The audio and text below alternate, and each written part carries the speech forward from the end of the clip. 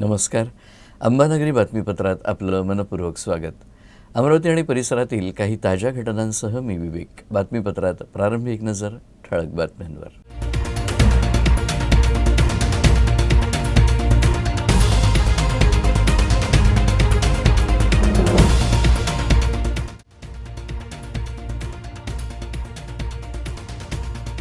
Cabinet मंत्री चंद्रकांत पाटील यांनी अमरावतीचा केला दौरा. छगन भुजबळ यांच्या राजीनामा देण्याचं वक्तव्य.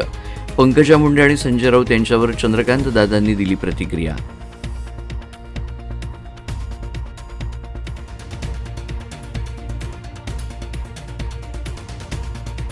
सामाजिक न्याय विभागामार्फत राबवण्यात येणाऱ्या स्वाधार योजनेकरता 20 डिसेंबरपर्यंतची डेडलाईन.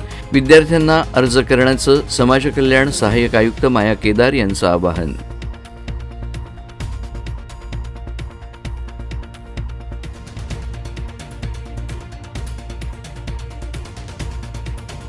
आणि अमरावती जिल्ह्यात चांदूर रेल्वे शहरात पीर साहेब बाबांचा कौमी एकता शाही संदल थाटात संपन्न. दर्ग्यावर चादर चढवत मागितली दुआ.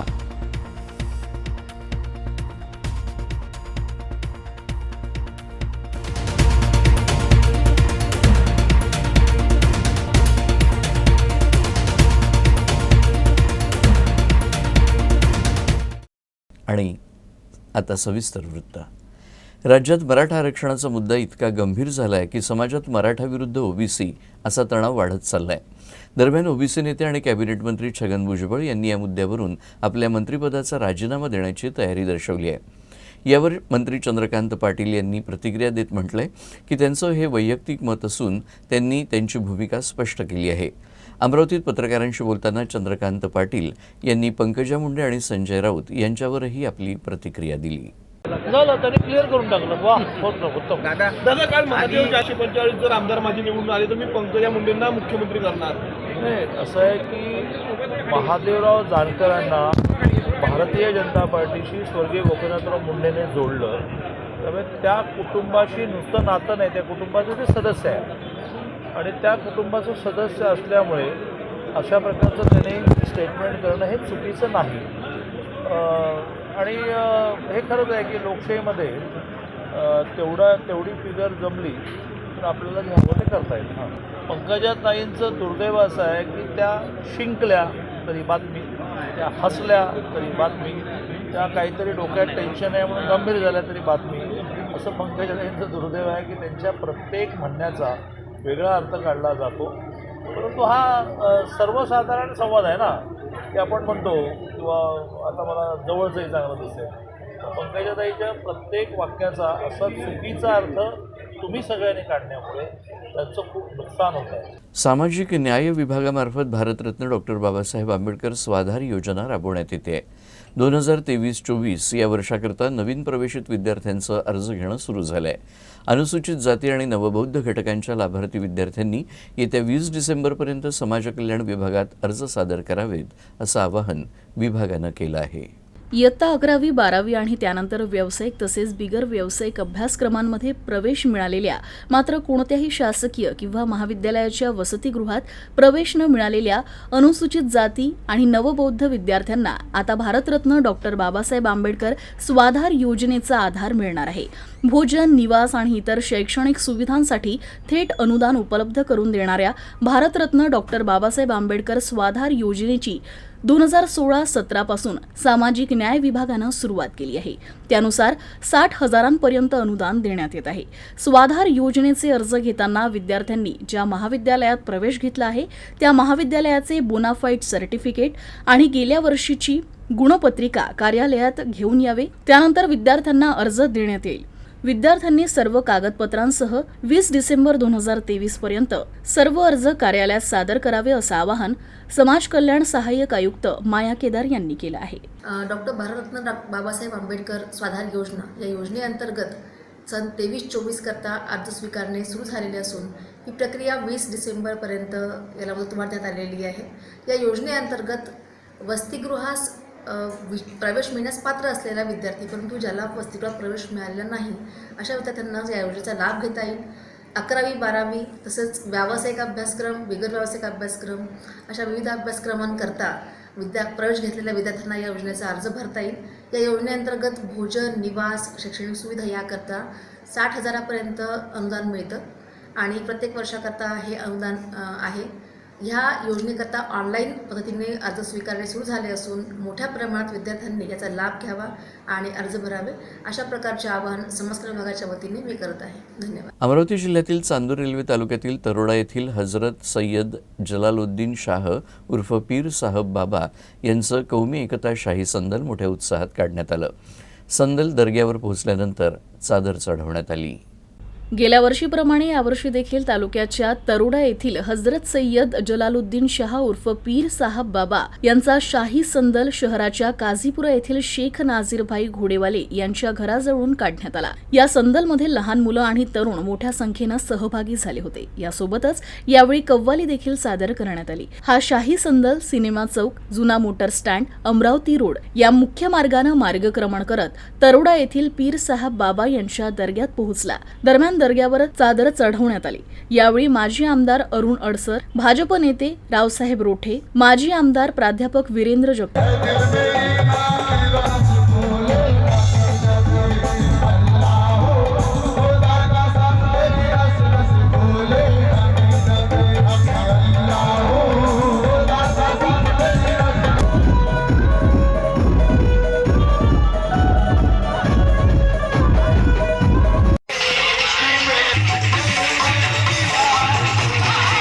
अकोला जिल्ह्यातील शेगाव-झरी फाटा मार्गावर पूर्णा नदीवर मोठ्या पुलासाठी 100 कोटी, बार्शी टाकळी येथील रेल्वे उड्डाण पुलासाठी 135 कोटी, तर अकोला-अकोट गांधीग्राम यावरील पूर्णा नदीवरच्या पुलासाठी 70 कोटी रुपये निधी मंजूर करून देण्याची घोषणा केंद्रीय रस्ते वाहतूक महामार्ग मंत्री नितीन गडकरी यांनी मूर्तिजापूर इथं केली। अकोट-अकोला रस्त्याचं काम 3 ते 4 महिन्यात पूर्ण करण्यात येईल अशी ग्वाही देखील त्यांनी यावेळी दिली। केंद्रीय मंत्री नितीन गडकरी यांच्या हस्ते अमरावती कुरणखेड शेळद महामार्गाचं लोकार्पण आणि कारंजा खेरडा मूर्तिजापूर चौपदरी महामार्गाचं भूमिपूजन करण्यात आलं। हा सोहळा मूर्तिजापूरच्या टी पॉइंटवर आयोजित करण्यात आला होता। यावेळी जिल्हाधिकारी अजित कुंभार यांच्यासह मान्यवरांची उपस्थिती होती। अकोट-अकोला रस्त्याच्या विकासासाठी सर्व अडचणी दूर करून हा रस्ता 3-4 महिन्यात पूर्ण केला जाईल अशी ग्वाही केंद्रीय मंत्री नितीन गडकरी यांनी दिली। तर चौपदरी महामार्ग विक्रमी वेळेत पूर्ण झाला। कोलकात्याहून गुजरातपर्यंत विविध रस्त्यांना जोडलेला आहे। एकूण 7,000 कोटी रुपये निधीतून रस्ते विकासाला चालना मिळाली आहे। आता दळणवळणाची उत्तम सोय निर्माण झाल्यानं व्यापारासोबतच शेती विकासाला चालना मिळेल अशी अपेक्षा गडकरी यांनी व्यक्त केली। शेगाव ते देवरी फाटा पूर्णा नदीवर मोठा पूल 1.40 किलोमीटर 100 कोटी रुपये याची मंजूर केल्याची घोषणा करते। बार्शी टाकळी ते रेल्वे उड्डाण पुलाचं बांधकाम करणे 3.10 किलोमीटर 135 कोटी रुपये हाही मंजूर करते। अकोला-अकोट गांधीग्राम येथे आता प्रकाश यांनी मला सांगितलं, पूर्णा नदीवर मोठ्या पुलाचे बांधकाम करण्याकरता 2.95 किलोमीटर 70 कोटी रुपये ही मंजूर केली। त्याबरोबर अकोला-अकोट रस्त्याची अवस्था वाईट आहे। कॉन्ट्रॅक्टरने खराब काम केलेलं आहे आणि म्हणून तो त्या रस्त्यावर दुसरा कॉन्ट्रॅक्टर आणलेला आहे। मला आता सांगितलं 80-85% कामाला काही ठिकाणी खराब झालेलं ते सगळं उठवायला सांगितलं। तुम्ही पण जिथे खराब असेल ते उघडून भेटतो आणि पूर्ण रस्त्याचं चांगलं काम एका 3-4 महिन्याच्या पूर्ण करून देऊ असा विश्वास व्यक्त करतो। कारण त्या रस्त्याची समस्या नाही।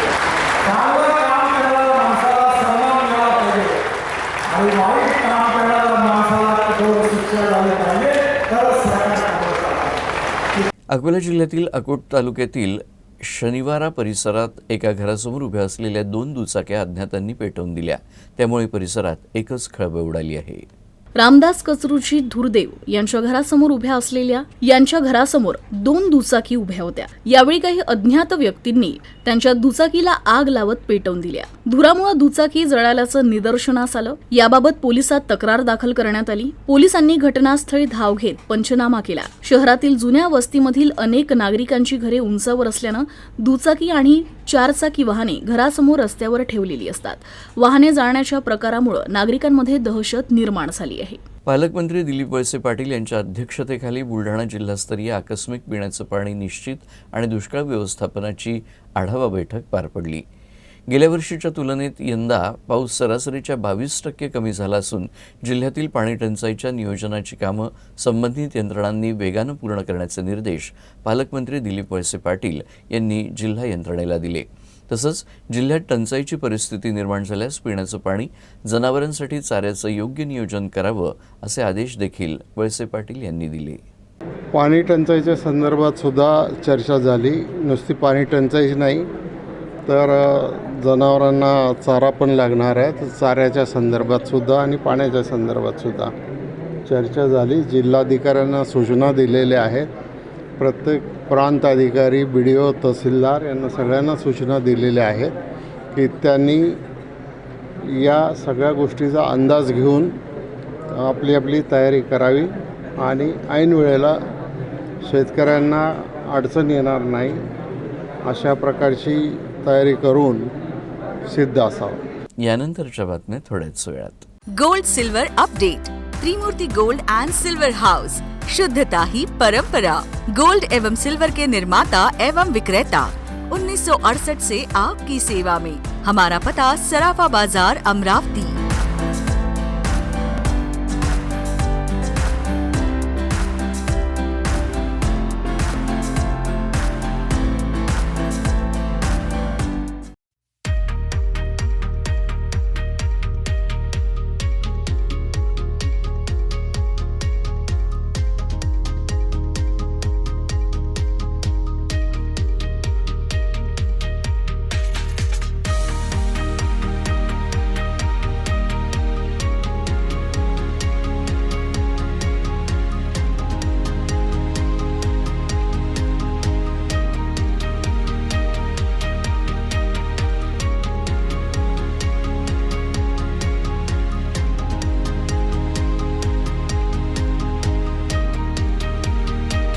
विश्रांतीनंतर बातमीपत्राच्या या भागात आपलं पुन्हा एकदा स्वागत. कॅबिनेट मंत्री चंद्रकांत दादा पाटील यांनी शुक्रवारी अकोल्यातील दिवंगत आमदार गोवर्धन शर्मा यांच्या कुटुंबियांची सांत्वनपर भेट घेतली. यावेळी त्यांनी गोवर्धन शर्मा यांच्याशी निगडीत जुन्या आठवणींना उजाळा देखील दिला. याशिवाय आदित्य ठाकरेंच्या 16चे 160 करण्याच्या वक्तव्यावरही टीका केली. असं आहे की प्रत्येकाला आपले आमदार खासदार वाढतील, आपला मुख्यमंत्री पंतप्रधान होईल असं वाटणं आणि त्यासाठी त्यांनी प्रयत्न करणं हे काही चुकीचं नाही. पण वस्तुस्थिती तर तशी नाही ना. आता ग्रामपंचायतीचे निकाल जस्ट लागले. ज्या काळात महाराष्ट्रामध्ये अनेक वेगवेगळ्या प्रकारचे डिस्टर्बन्सेस होते, तरी BJP नंबर 1 म्हणजे काय, तर BJPला मिळालेल्या ग्रामपंचायती या 3 पार्ट्या, या 3 पार्ट्यामध्ये अर्धी आणि जेमतेम 1 नावाच्या 3 पार्ट्या ज्या आहेत त्यांची ग्रामपंचायती टोटल त्याच्यापेक्षा BJPची ग्रामपंचायती जास्त होतं. त्यामुळे गरजेल तो पडेल का. असं आहे की राजकीय जीवनातला परिचय अलीकडचा जरी असला तरी 1982 ते 95 असं 13 वर्ष माझ्याकडे महाराष्ट्र, विदर्भ, गुजरात, गोवा असं विद्यार्थी परिषदेचं 4 राज्यांचं पश्चिम क्षेत्र संघटन मंत्री म्हणून काम होतं. मी पूर्ण वेळ होतो. आपल्याला माहिती आहे की पूर्ण वेळ हा घर सोडतो आणि त्याला मिळालेल्या जबाबदारीतच त्याने वेळ द्यायचा असतो. त्यामुळे मला दर 4 महिन्यांनी अकोल्याला येता आलं आणि त्यामुळे 82 ते 95 या वेळा मी अकोल्याला आलो आणि त्या प्रत्येक वेळेला त्यांच्या घरी येणं. त्यावेळेला ते अगदीच सुरुवातीच्या काळातले आमदार होते. नंतर आपल्याला माहिती आहे की सलग त्यांची इतकी वर्ष, बहुतेक 7 टर्म हवी. त्यामुळे खूप आठवणी आहेत त्यांच्या संबंधित, त्यांच्या घरासंबंधित. कर्मठ ज्याला म्हणता येईल, कर्मठचा एक अर्थ जो आहे तो धार्मिकदृष्ट्या घेतला जातो आणि तो तसा मला अपेक्षित नाही. कर्मठ म्हणजे आपल्या विचाराप्रती टोकाची निष्ठा, ॲडजस्टमेंटच नाही. कोणी काही वाटेल ते केलं, आमिष दाखवा काय, असं एक खूप कर्मठपणा त्यांचा होता.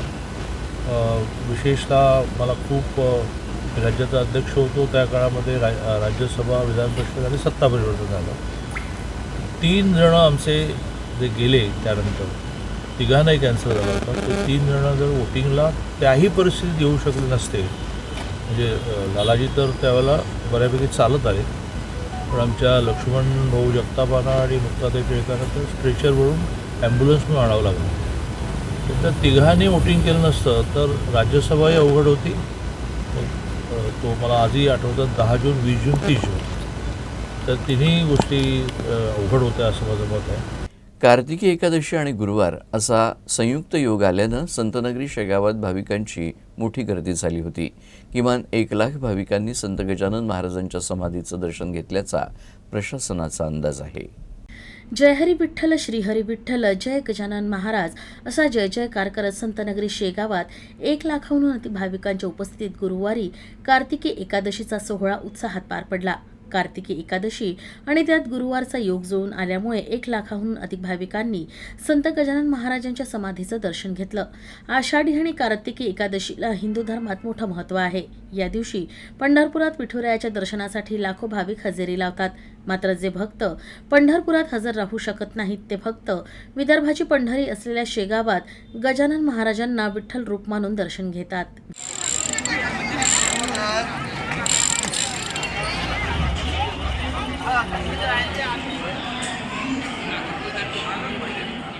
शेगावामध्ये सुव्यवस्था राखण्यासाठी सर्व दुकानदारांनी आणि वाहन चालकांनी नियमांचं उल्लंघन करू नये, तसंच श्रींच्या दर्शनासाठी येणाऱ्या भाविकांना अडचण होऊ नये यासाठी सर्वांनी सहकार्य करावं असं आवाहन शेगाव पोलिसांनी केलं आहे. शेगाव शहर गजानन महाराजांचं तीर्थक्षेत्र असल्यामुळे भाविकांची इथं मोठ्या प्रमाणात गर्दी असते. मात्र इथं रस्त्याच्या कडेला हातगाडीवाले, फेरीवाले आपली दुकानं कुठेही आणि कसेही रोडच्या मध्ये लावतात. रस्त्यावरील या दुकानांमुळे रहदारीला अडथळा निर्माण होऊन वाहतुकीची प्रचंड कोंडी निर्माण होते. त्यासोबतच दुकानदार सुद्धा आपली वाहनं रस्त्याच्या बाजूला उभी करत असल्यानं शेगावातील वाहतुकीचा प्रश्न दिवसेंदिवस बिकट बनत चाललाय. अशा नागरिकांनी नियमांचं पालन करून कायदा आणि सुव्यवस्था अबाधित राखण्यासाठी सहकार्य करावं असं आवाहन शेगाव ठाणेदारांच्या वतीनं करण्यात आलं आहे. अकोला शहरातील स्वावलंबी शाळेत माजी विद्यार्थ्यांचा मेळावा थाटात पार पडला. या शाळेतून 38 वर्षांपूर्वी 10वी उत्तीर्ण करणारे विद्यार्थी शाळेत एकत्र जमले होते. यावेळी विद्यार्थ्यांनी जुन्या आठवणींना उजाळा दिला.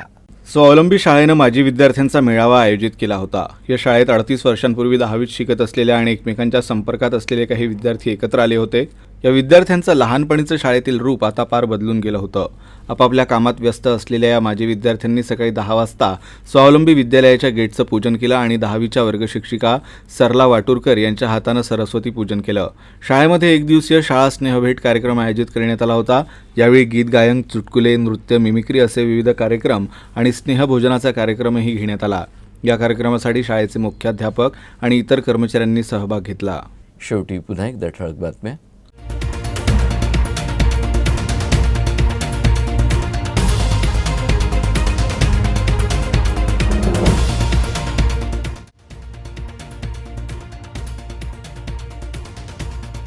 कॅबिनेट मंत्री चंद्रकांत पाटील यांनी अमरावतीचा केला दौरा. छगन भुजबळ यांच्या राजीनामा देण्याचं वक्तव्य.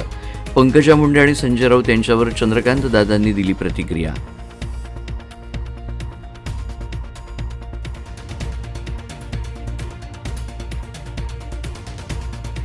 सामाजिक न्याय विभागामार्फत राबवण्यात येणाऱ्या स्वाधार योजनेकरता 20 डिसेंबरपर्यंतची डेडलाईन.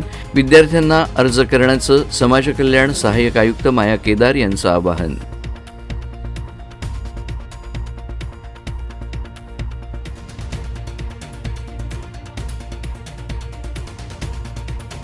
आणि अमरावती जिल्ह्यात चांदूर रेल्वे शहरात पीर साहेब बाबांचा कौमी एकता शाही संदल थाटात संपन्न.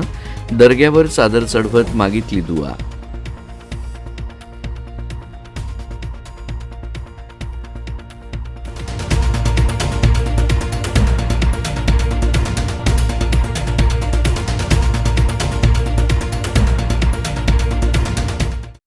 आणि याबरोबरच हे बातमीपत्र संपलं. पुन्हा भेटूया पुढच्या बातमीपत्रात. तोपर्यंत नमस्कार.